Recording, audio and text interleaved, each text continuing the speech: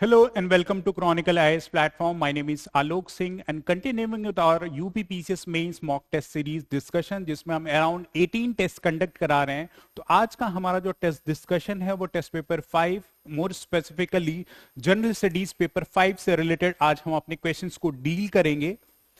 Already हमने general studies paper 5 से related काफी क्वेश्चंस को डिस्कस किया हुआ है जो कि हमारे YouTube platform eight Chronicle IAS आपको अवेलेबल होगी। बियॉन्ड दैट इन क्वेश्चंस की PDF along with the model answer in Hindi and English आप जो है chronicle.is.in की वेबसाइट पे इजीली जाके अवेलेबल कर सकते हैं। अराउंड 18 टेस्ट के questions paper with the model answer are available on the website. Now उसी का ये वीडियो डिस्कशन है where will discuss each questions in detail कि इन क्वेश्चंस को अप्रोच कैसे करना है और कैसे अपने आंसर्स को मोर वैल्यूएबल बना के एग्जाम में more and more marks fetch कर सके। तो बिगिनिंग विथ आवर डिस्कशन, जो पहला क्वेश्चन आज हम डिस्कस करने जा रहे हैं that is related to judiciary. General studies paper 5 के सिलेबस में स्पेसिफिकली जुडिशरी के बारे में मेंशन किया गया है। एवरी नाउ एंड देन जो है इससे रिलेटेड क्वेश्चन जो है पास्ट ईयर के ट्रेंड पे कमीशन पूछता है, उसी प्रेमाइस पे इस क्वेश्चन को हमने फ्रेम किया है। Now, without wasting much of the time, let's discuss this question. The question talks about analyze the role of High Court of Uttar Pradesh in ensuring judicial independence and upholding the rule of law. Analyze the role of High Court of Uttar Pradesh in ensuring judicial independence and upholding the rule of law. न्यायिक स्वतंत्रता सुनिश्चित करने और कानून के शासन को बनाए रखने में उत्तर प्रदेश उच्च न्यायालय की भूमिका का विश्लेषण करें। ये सेक्शन ए का सबसे पहला क्वेश्चन है, अराउंड 8 मार्कर है, जिसको आपको जो है 125 वर्ड में रिप्रेजेंट करना है। इस आंसर को जो है 125 वर्ड में आपको एग्जामिनेशन में लिखना होगा, जिसमें आपको उत्तर प्रदेश के हाई कोर्ट के रोल के बारे में आपको डिफाइन करना है कि उत्तर प्रदेश का हाई कोर्ट जो है, हाई कोर्ट ऑफ उत्तर प्रदेश कैसे जुडिशियल इंडिपेंडेंस को इंश्योर करता है एंड साइमल्टेनियसली कैसे रूल ऑफ लॉ इन उत्तर प्रदेश को स्टैब्लिश करने में हाई कोर्ट एक इंपॉर्टेंट रोल अब तक प्ले करता आया है। इन दो डायमेंशंस पे इस क्वेश्चन को एड्रेस करना। There are 2 dimensions to this questions. Now इस क्वेश्चन को अप्रोच करने का स्टैंडर्ड अप्रोच वही होगा, आपको introduction along with the body and then conclusion में आपके आंसर को रिप्रेजेंट करना है। नाउ जो ये स्टैंडर्ड अप्रोच के बियॉन्ड जो आपकी इंट्रोडक्शन होगी, जो बिगिनिंग ऑफ द आंसर होगा, इंट्रोडक्शन एक इंटरफेस होता है आपके मेंटल थॉट का, आपकी कंटेक्चुअल अंडरस्टैंडिंग का, what you have decoded from this question, वो आप जो है अपने इंट्रोडक्शन में रिप्रेजेंट करते हैं। तो it basically creates a first impression on the examiner कि आपने समझा क्या है। इसी अप्रोच से इंट्रोडक्शन जो है किसी भी आंसर का बहुत ही इंपॉर्टेंट डोमेन हो जाता है, ताकि आपको जो है इवैल्यूएटर या एग्जामिनेशन के माइंड में एक इंप्रेशन क्रिएट कर सके। नाउ टाइम में अगर हमने बार बार हाईलाइट किया है कि जो इंट्रोडक्शन लिखने का अप्रोच है वो कई वैरायटी ऑफ अप्रोचेस से लिखा जा सकता है। जैसे इसमें भी हम देखेंगे कि कैसे हाई कोर्ट के बारे में अगर हम मेंशन करें तो अलग अलग dimensions with the use of historical, constitutional as well factual part से हम कैसे इस क्वेश्चन को डील कर सकते हैं। नाउ ब्रीफ में, क्योंकि जुडिशरी से रिलेटेड ये टॉपिक है क्वेश्चन है, तो थोड़ा सा हम सिलेबस को रिवाइज कर लेते हैं। Now talks about judicial system. तो जुडिशरी एज यू नो कि इंडियन कॉन्स्टिट्यूशन में जो जुडिशरी है, जो जुडिशियल सिस्टम है, उसको सिंगल इंटीग्रेटेड जुडिशरी बोला जाता है, जिसमें at the top notch there is supreme court. Supreme court is at the top level, और उसके बियॉन्ड जो नीचे सब्सिक्वेंट हायरार्कीज में हाई कोर्ट्स आते हैं, सब्सिक्वेंट स्टेट्स के हाई कोर्ट्स आते हैं, and in the bottom of level there are district court handling the judicial system in India. इसीलिए इसको जो सिंगल इंटीग्रेटेड जुडिशरी बोलते हैं। Now there's one supreme court that is seated in Delhi. Delhi में आपका supreme court का जो है बेंच जो है एस्टैब्लिश किया गया है, and beyond that around 25 high courts are at present in India में at present around 25 high courts हैं। नाउ माइंड में आना चाहिए कि स्टेट्स तो 25 से ज्यादा है, लेकिन हाई कोर्ट 25 ही क्यों है। दैट मीन्स कि 1 या 2 स्टेट्स ऐसे होंगे जिनका कॉमन हाई कोर्ट होगा। Yes, there are such states, और उसके पीछे कॉन्स्टिट्यूशनल प्रोविजंस मेंशन किए गए, जैसे 7th constitutional amendment act. It ensured कि 2 or more states can have a common high court. Just for example, Guwahati High Court जैसे है, Guwahati High Court, it perform judicial function for Assam as well as the neighborhood जो states हैं उनके लिए भी ये आप जो है judicial function perform करता है। तो ये तो कुछ brief judicial system के बारे में mention किया गया। Now specifically जब अगर हम high court की बात करें कि 25 high court at present in India में है, और high court से related provisions जो है, high court से related जो provisions हैं वो Indian constitution में in part 6 in part 6 of Indian constitution specifically आप जो है हाई कोर्ट्स के बारे में मेंशन पा सकते हैं of Indian constitution, right. And beyond that article 214 to 231 जो है स्पेसिफिकली जो है हाई कोर्ट से डील करता है। तो ये कॉन्स्टिट्यूशनल डायमेंशन है related to overall high court. Now specifically अब जो है हम क्वेश्चन के कोर डायमेंशन पे आते हैं जिसमें high court of Uttar Pradesh की बात की गई है। Now high court of Uttar Pradesh की हिस्टोरिकल बिगिनिंग की अगर हम बात करें, its evolution, its historical beginning की अगर बात करें तो high court of Uttar Pradesh was establish in the year 1866 and was seated at Agra. Agra में जो है high court of Uttar Pradesh को जो है एस्टैब्लिश किया गया था। और इसको एस्टैब्लिश किसने किया था? इसको जो एस्टैब्लिश ब्रिटिशर्स ने किया था, राइट। बट लेटर ऑन इस हाई कोर्ट को आज का जो मॉडर्न डे प्रयागराज है उसको तब जो है इलाहाबाद, अभी आप अब तक रिसेंट में बोलते आए, राइट, इसको जो है शिफ्ट कर दिया गया, right, from Agra to Allahabad, right. तो high court of Uttar Pradesh at meanwhile is originally seated in Prayagraj, that is Allahabad. Prayagraj में जो है हाई कोर्ट ऑफ इलाहाबाद जो है सीटेड है और उसकी एक बेंच जो है लखनऊ में भी आपकी जो है स्टैब्लिश की गई है। रीजन बीइंग कि उत्तर प्रदेश का जो कैपिटल सिटी है वो लखनऊ है। बहुत सारे एडमिनिस्ट्रेटिव फंक्शंस जो कि लखनऊ में होते हैं और कुछ भी जुडिशियल इशू के लिए बार बार प्रयागराज जाना पड़ता है। तो administrative efficacy along with transportation ease को बनाए रखने के लिए लखनऊ में भी इलाहाबाद हाई कोर्ट की एक बेंच बनाई गई है। तो हिस्टोरिकल डेवलपमेंट से यू कैन सी कि 1866 में इलाहाबाद हाई कोर्ट को स्टैब्लिश किया, यूपी के हाई कोर्ट को स्टैब्लिश किया गया था। एंड कॉन्स्टिट्यूशनल प्रेमाइज पे हम जो मेंशन कर सकते हैं कि Part 6 of the Indian Constitution mentions about High Court and the article dealings are from Article 214 to 231। तो ये कुछ फैक्चुअल इंफॉर्मेशन है जिनको हम यूज कर सकते हैं अपने इंट्रोडक्शन में लिखने के लिए, राइट। जस्ट फॉर एग्जांपल अगर इंट्रोडक्शन को हम वैरायटी ऑफ अप्रोचेस से लिखें तो सबसे पहला अगर हिस्टोरिकल डायमेंशन से अगर हम बात करें, हिस्टोरिकल डायमेंशन पे अगर अपने इंट्रोडक्शन को रिप्रेजेंट करें तो वी कैन टॉक अबाउट कि high court of Uttar Pradesh was establish in 1866 situated in Agra by the Britishers and later shifted to modern day Prayagraj।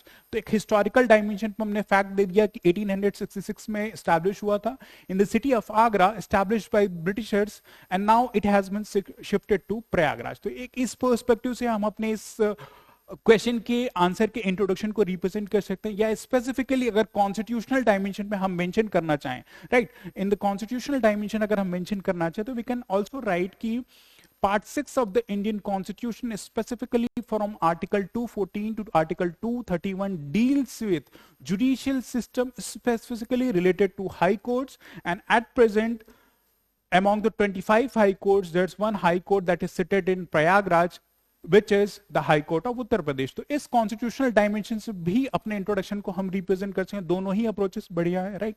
अब क्योंकि 125 वर्ड का ये आंसर है तो दोनों को मिक्स तो नहीं कर सकते, या बहुत ही कंडेंस फॉर्म में भी हम लिख सकते हैं। Part 6 of the Indian constitution talks about the Indian judicial system specifically related to high court and specifically in 1866 जो है प्रयागराज या इलाहाबाद हाई कोर्ट या Uttar Pradesh high court was established, right.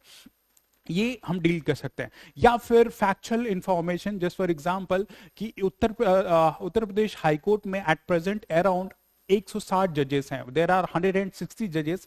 इन जजेस का नंबर जो है प्रेसिडेंट जो है अल्टर कर सकता है, but at present there are around 106 जजेस part of the Uttar Pradesh high court. तो ऐसे हम जो फैक्चुअल पार्ट में अपने जो है इस क्वेश्चन की इंट्रोडक्शन को इन 3 डिफरेंट डायमेंशन से रिप्रेजेंट कर सकते हैं। Now coming to the core part of the question, introduction में हमने डिस्कस कर लिया कि हिस्टोरिकल डायमेंशन से हम रिप्रेजेंट कर सकते हैं, या फिर कॉन्स्टिट्यूशनल डायमेंशन से रिप्रेजेंट कर सकते हैं, या फिर for that matter factual part of the introduction जो है कि अराउंड 160 जजेस आर देयर और इलाहाबाद हाई कोर्ट या high court of Uttar Pradesh ensures कि रूल ऑफ लॉ जो है उत्तर प्रदेश में इंश्योर रहे, राइट। तो इन 3 डायमेंशन से हम इंश्योर कर सकते हैं। नाउ तो पहला डायमेंशन जो क्वेश्चन का है कि हाई कोर्ट की जो है जुडिशियल इंडिपेंडेंस कैसे इंश्योर की गई है, उत्तर प्रदेश हाई कोर्ट की जुडिशियल इंडिपेंडेंस कैसे इंश्योर की गई है, राइट। तो we can keep an heading ensuring judicial independence in Uttar Pradesh High Court. Ensuring judicial independence, we can write an heading over here. In our model answer, we can write ensuring judicial independence. Right, judicial independence की एक heading हम डाल सकते हैं, and then we can write the key parameters that are being mentioned in the Indian Constitution that specifically talks about how the judicial independence can be ensured.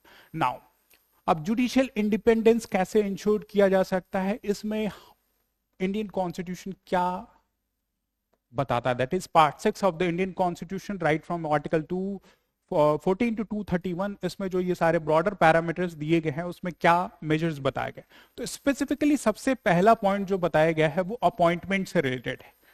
Appointment यानी कि जो judicial appointment हैं इनमें कैसे इंडिपेंडेंस को ensure किया गया। तो एज यू नो कि जो जजेस का appointment in high court of Uttar Pradesh या for that matter any high court, through appointment जो होती है वो प्रेसिडेंट के द्वारा होती है। प्रेसिडेंट अपॉइंट करता है upon the advice of CGI, chief justice of India, और कोई भी जो प्रोमिनेंट जज है ये एडवाइस करते हैं, और इन टर्न जो अपॉइंटमेंट होता है वो प्रेसिडेंट के द्वारा होता है। तो there is no interference, right, there's a strict separation of power, no interference regarding appointment of the judges of high court। तो एक जुडिशियल अपॉइंटमेंट जो है आपकी थ्रू दिस की प्रेसिडेंट के अपॉइंटमेंट के थ्रू हो रही है, और चीफ जस्टिस ऑफ इंडिया और जज ऑफ प्रोमिनेंट जज जो हैं सुप्रीम कोर्ट के, ये जो है एडवाइस करते हैं कि कौन जो है हाई कोर्ट का जज होगा। तो अपॉइंटमेंट में इंडिपेंडेंस है। Beyond that tenure of the service जो दी गई है, टेन्योर ऑफ द सर्विस में जो है, right, tenure of the service of the जजेस ऑफ द हाई कोर्ट, इसमें कोई भी मिनिमम एज नहीं मेंशन की गई है। There is no minimum age regarding the age of जज ऑफ ए हाई कोर्ट की कितना मिनिमम एज होना चाहिए।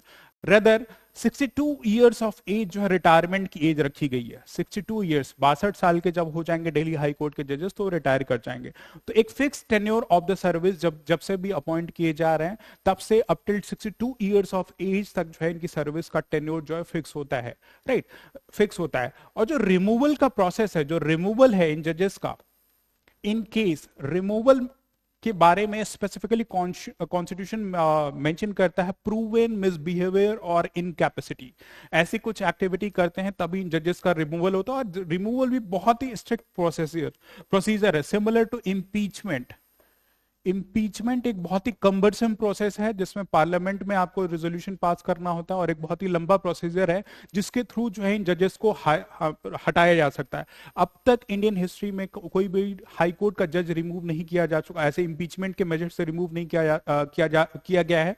कई सारे इवेंट्स ऐसे डेवलपमेंट हुई, just for example West Bengal Kolkata high court जो है, वहां पे जस्टिस सौमित्र सेन, उनके अगेंस्ट में जो है ये इनिशिएटिव लिया गया था इम्पीचमेंट का, बट उन्होंने उससे पहले ही अपनी जो है सर्विस से रिजाइन कर दिया था, राइट। तो ये भी एक इंपॉर्टेंट मेजर है जो कि जुडिशियल इंडिपेंडेंस को इंश्योर करता है कि इनका रिमूवल जो है इतना आसान नहीं है। Rather through strict measures like impeachment में, जैसे एक जज ऑफ द सुप्रीम कोर्ट का रिमूवल है वैसे जजेस ऑफ द हाई कोर्ट को भी रिमूव किया जा सकता है, लेकिन बहुत स्ट्रिक्ट है जो कि इनकी इंडिपेंडेंस में हेल्प और इंश्योर करता है। बियॉन्ड इनकी जो सैलरीज हैं, सैलरीज ऑफ द जजेस ऑफ द हाई कोर्ट हैं वो charge upon the consolidated fund of state, consolidated fund of state हैं। दैट मीन्स कि जो सैलरीज इनकी जो चार्ज हो रही हैं वो पार्लियामेंट या स्टेट लेजिस्लेचर में वोट नहीं किया जाता है कि कितनी सैलरी इस साल इस जज को दी जाएगी, वो already consolidated fund of state से जो है इन जजेस की सैलरी दी जा रही है। That ensures independence of the judiciary, right. ये सारे मेजर जो है जुडिशियल आपके जो है इंडिपेंडेंस को इंश्योर करते हैं। बियॉन्ड कुछ और पॉइंट्स डाल सकते हैं कि जो जजेस की जो भी ये जुडिशियल कैपेसिटी में व्हाट दिस जजेस आर डूइंग वो पार्लियामेंट में इसको डिस्कस नहीं किया जाएगा, राइट। ऑफिशियल कैपेसिटी में जो ये जजेस अपना डिस्कशन कर रहे हैं वो पार्लियामेंट में इनकी जुडिशियल एक्टिविटी को डिस्कस नहीं किया जाएगा। That ensures for their independence, right, उनकी इंडिपेंडेंस को इंश्योर किया जाता है। ओनली एक्सेप्शन कि अगर इंपीचमेंट किया जा रहा है, ऐसे कुछ प्रूवन मिसबिहेवियर है इनकैपेसिटी इन जजेस के बारे में ऐसी कुछ एक्टिविटी हुई है, तभी जाके ये पार्लियामेंट में ऐसी एक्टिविटी होती है। रेदर इनकी ऑटोनॉमी और इंडिपेंडेंस के लिए पार्लियामेंट में जजेस के बिहेवियर को कभी भी डिबेट या डिस्कस नहीं किया जाता है, राइट। तो ये सारे मेजर्स जो है इंश्योर करते हैं कि judicial independence in high court of Uttar Pradesh insured रहे।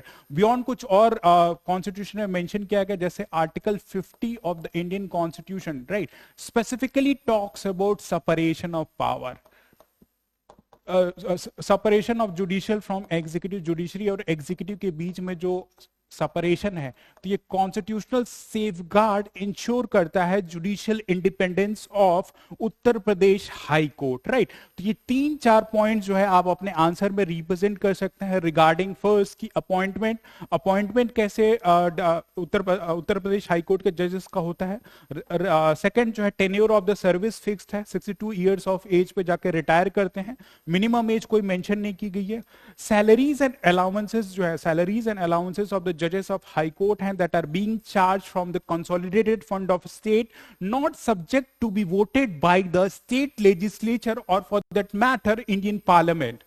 तो ये जो है आपकी जो है जुडिशरी ऑफ हाई कोर्ट की इंडिपेंडेंस को इंश्योर करता है। एंड लास्टली जो है the next point, that is removal of the judges of the high court only on the basis of proven misbehavior and incapacity, right। और वो भी बहुत ही cumbersome process है, एक सेफगार्ड दिया गया है कि ऐसे इनको हटाया नहीं जा सकता, प्रोसीजर्स लाइक इम्पीचमेंट के थ्रू ही जो है जजेस ऑफ हाई कोर्ट को हटाया जा सकता है।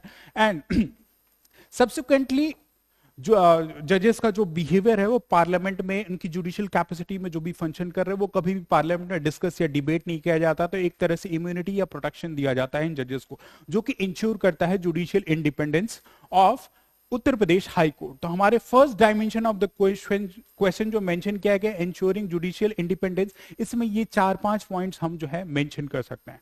नाउ सब्सिक्वेंट अब प्रोसीड करते हैं कि रूल ऑफ लॉ को कैसे दिल्ली हाई कोर्ट जो है इंश्योर करता है, रूल ऑफ लॉ को कैसे दिल्ली हाई कोर्ट जो है इंश्योर करता है। तो we can write a subsequent second heading, ensuring rule of law, ensuring rule of law. Now इस आंसर को हैंडल करने से पहले सबसे पहले तो आपको पता होना चाहिए कि रूल ऑफ लॉ क्या है, what is rule of law. A V Dicey का एक कंसेप्ट था rule of law, then what do you understand by rule of law. तो rule of law prominently talks about equality, nobody is above law, कोई भी law से ऊपर नहीं है, हर एक इंडिविजुअल जो है इक्वल सर्कमस्टांसेस में इक्वली जो है लॉ से जो है एक्सपोज है। तो कोई भी डिफरेंशिएशन या भेदभाव जो है इंडियन कॉन्स्टिट्यूशन इस चीज की परमिट नहीं करता। तो रूल ऑफ लॉ ये इंश्योर करता है। Beyond that rule of law जो है सेपरेशन ऑफ पावर के बारे में बात करता है कि Indian constitution specifically talks about separation of power. Beyond कुछ और मेजर्स हैं जो रूल ऑफ लॉ को इंश्योर करते हैं, जिसमें जो है लॉ की जो सुप्रीमेसी है, सुप्रीमेसी ऑफ लॉ रहनी चाहिए, लॉ ही इंडियन कॉन्स्टिट्यूशन में जो है सुप्रीम है। बियॉन्ड दैट जो वेलफेयर मेजर्स, गवर्नमेंट की अकाउंटेबिलिटी, ये सारे मेजर्स जो रूल ऑफ लॉ के एम्बिट में आते हैं कि रूल ऑफ लॉ जो इंश्योर करता है कि there should be equality before law, there should be separation of power, जो गवर्नमेंट एक्टिव है जो रूल कर रही है वो transparent and accountable to people होनी चाहिए, राइट। ऐसे सारे मेजर्स बियॉन्ड जो कोर पार्ट है separation of power between legislative, executive and judiciary, ये प्रोमिनेंटली विथहेल्ड होना चाहिए। तो ये रूल ऑफ लॉ मेंशन होता है। नाउ इसमें इलाहाबाद हाई कोर्ट कैसे जो है रूल ऑफ लॉ को इंश्योर करता है, इस पे हमें देखने की जरूरत है।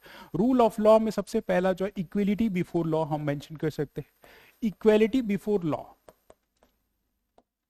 नाउ इसमें एक बहुत ही इंपॉर्टेंट जजमेंट या केस इलाहाबाद हाई कोर्ट का इन द ईयर 1975 आया था, जिसको Raj Narain versus government of Uttar Pradesh in 1975। Basically Indira Gandhi was prime minister back then, और इंदिरा गांधी कंटेस्ट किया था जो आपके पार्लियामेंट के जो इलेक्शंस होते हैं अगेंस्ट राज नारायण, और ये जो इलेक्शन का इशू था इसमें राज नारायण जी ने जो इलाहाबाद हाई कोर्ट में अप्रोच किया था, प्रयागराज हाई कोर्ट में अप्रोच किया था, and that election was held कि यहाँ पे माल प्रैक्टिसेस हुई हैं जो कि representation of people act, RPA act को जो है वायलेट करता है। तो वो जो जुडिशियल विल थी, जो इलेक्टोरल विल थी, उसको जो है इलाहाबाद हाई कोर्ट ने जो है नलीफाई कर दिया था कि यहाँ पे माल प्रैक्टिसेस दी गई हैं which is in violation of representation of people act. तो ये एक जजमेंट बहुत ही इंपॉर्टेंट है that ensures equality before law, यानी कि अगर आप प्राइम मिनिस्ट्रियल कैंडिडेट हैं या कोई बहुत ही पावरफुल इंडिविजुअल हैं तो आप लॉ आपके फेवर में नहीं होगा, rather it will be equivalent to subsequent individual. तो ऐसे कुछ केसेस का रेफरेंस दे सकते हैं। बियॉन्ड दैट कुछ और important question cases, just for example जो है अभी offer recent in the year 2022 में 2020 में जो होमोसेक्सुअलिटी के इशू पे जो है Allahabad high court came up with the view कि एक इंडिविजुअल को अपने पार्टनर को चूज करने का सेल्फ राइट है, राइट, विद इन आर्टिकल 21 और आर्टिकल 19।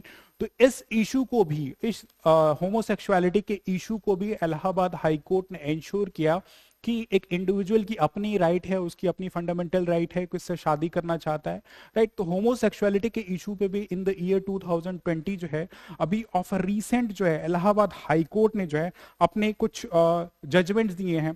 बियॉन्ड कुछ और इंपॉर्टेंट केसेस, जैसे फॉर एग्जांपल जो है आपकी भी आपने देखा होगा बुलडोजर जस्टिस, यूपी में क्वाइट पॉपुलर रहा है, यूपी में क्वाइट पॉपुलर रहा है बुलडोजर जस्टिस, राइट। तो बुलडोजर जस्टिस में प्रयागराज हाईकोर्ट के बहुत ही हैविली जो है गवर्नमेंट पे उन्होंने स्ट्रिक्ट एक्शंस लिया कि यूपी में लॉ एंड ऑर्डर इंस्टीट्यूट हो, स्टैब्लिश हो, और जो भी जुडिशियल या ऐसे कुछ ऑफेंसेस या एक्शंस लिए जा रहे हैं वो प्रोपोर्शनेट टू लॉ है। अगर कोई क्राइम कर रहा है तो उसके क्राइम की प्रोपोर्शन में जो लॉ में प्रोविजन दिए गए वही कीजिए। ऐसा ना हो कि बुलडोजर उठा के किसी के हाउस को रेज किया जाए। तो बुलडोजर जस्टिस में भी राइट टू शेल्टर का जो मेजर है वो रूल ऑफ लॉ के एम्बिट में आता है। उसको जो है इलाहाबाद हाईकोर्ट या प्रयागराज हाईकोर्ट ने टाइम एंड अगेन इंटरवीन करके ये चीज मेंशन किया गया है कि उत्तर प्रदेश में जो है आपकी जो है ये आप स्टैब्लिश हो। Beyond important judgments like Ayodhya का जो वर्डिक्ट था, Ayodhya Ram temple, right, Ram temple का जो वर्डिक्ट था, इस पे भी इलाहाबाद हाईकोर्ट ने टाइम एंड अगेन इंटरवीन किया है और जो possible solution, intermediate possible solution जो दिया गया था, जो उस टाइम पे 1991 में जब ये डिस्प्यूट अराइज हुआ कि जो राम मंदिर की जो जमीन है उनको 3 लोगों में जो है इक्वली जो सेग्रीगेट कर दी जाए, उनको लैंड दी जाए। तो इस वर्डिक्ट पे भी for the purpose of establishing rule of law Allahabad high court that is UP का हाईकोर्ट ने इंटरवीन किया है ताकि rule of law more prominently जो उत्तर प्रदेश में जो है स्टैब्लिश हो सके, राइट। तो ये केस जो है यहाँ पे होमोसेक्सुअलिटी का, यू कैन राइट ओवर सुल्तान मिर्जा वस government of Uttar Pradesh, right.